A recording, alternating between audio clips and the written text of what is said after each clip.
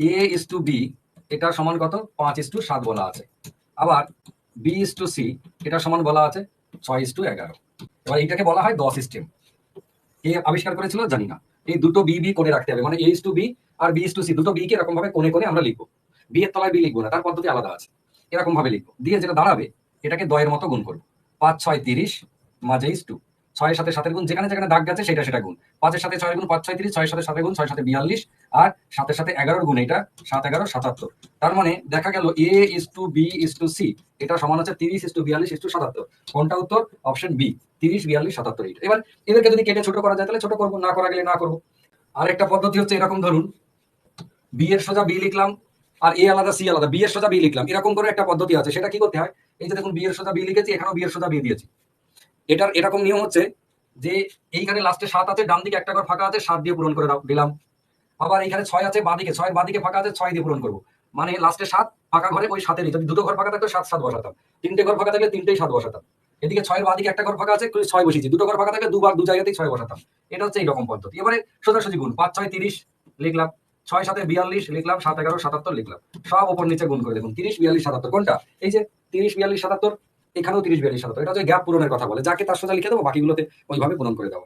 ঠিক আছে। নেক্সট পদ্ধতি হচ্ছে এইখান থেকে এবিসি এর অপশন টেস্ট করা। এবিসি এর অপশন টেস্ট সব থেকে সহজ, মানে অনুপাত সমানুপাত চ্যাপ্টারে অপশন টেস্ট করাটা হচ্ছে সব থেকে সহজ, সব থেকে কম সময় লাগে। একটা জিনিস মাথায় রাখতে হবে, এ আর বি এর অনুপাত দেখুন, এ বি, এ 5 হলে বি 7, পরক্ষণে এইখানটায় বি যদি 6 হয় তাহলে সি হচ্ছে 11। তার মানে বুঝুন ভালো করে, ওইটা হলো দেখতে পাবেন না, এইখানটায় বলি এ যাই হোক না কেন 5-এর গুণিতক হতে হবে, কেননা এর অনুপাত 5 আছে। বি যাই হোক না কেন 7 এবং 6 দুজনার একসাথে গুণিতক হতে হবে, কেননা বি ওইখানে 7 অনুপাত, এইখানে 6 অনুপাত। তার মানে এটা নির্ণয় করা যায় যে বি 7-এর সাথেও গুণিতক, আবার 6-এর সাথেও গুণিতক, দুজন 5 করে একসাথে, শুধু 7 বা শুধু 6 নয়, 6 7 দুজন হয়। আর সি হচ্ছে 11-এর গুণিতক হবে। এবার আপনি এই অপশনগুলোর মধ্যে যে কোনো একজনকে টার্গেট করুন। আপনি যদি বলেন এ কে টার্গেট করবো, এ হচ্ছে 5-এর গুণিতক হতে হবে, বলুন তো এদের মধ্যে কোন অপশনটা 5-এর গুণিতক? এইটা প্রথমটা 5-এর গুণিতক, উত্তর হতে পারে। এটা 5-এর গুণিতক, উত্তর হতে পারে। তার মানে 5-এর গুণিতক 5-এর গুণিতক হতে পারে, এও 5-এর গুণিতক। তাহলে 5-এর গুণিতক দিয়ে আমরা আলাদা করতে পারলাম না উত্তর, সবাই 5-এর গুণিতক। যদি আবার বলি আমি সি এর গুণিতক বার করবো, তাহলে সিটা সমান কত? সি হচ্ছে 11 বলেছে, তাহলে 66, হ্যাঁ 11 গুণিতক, 77, হ্যাঁ 11 গুণিতক, 42 11 গুণিতক নয়। তার মানে আমরা অপশন সিটাকে কেটে দিলাম, থাকলো এ আর বি। এ আর সি কে চেক করে অপশন এ আর বি কে আটকে রাখতে পারলাম, ডি তো দরকার নেই, সি খারিজ হয়ে গেল।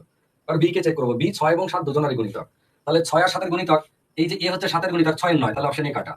42 6-এর গুণিতক 7-এর গুণিতক, তাহলে এটাই হচ্ছে ফাইনাল উত্তর।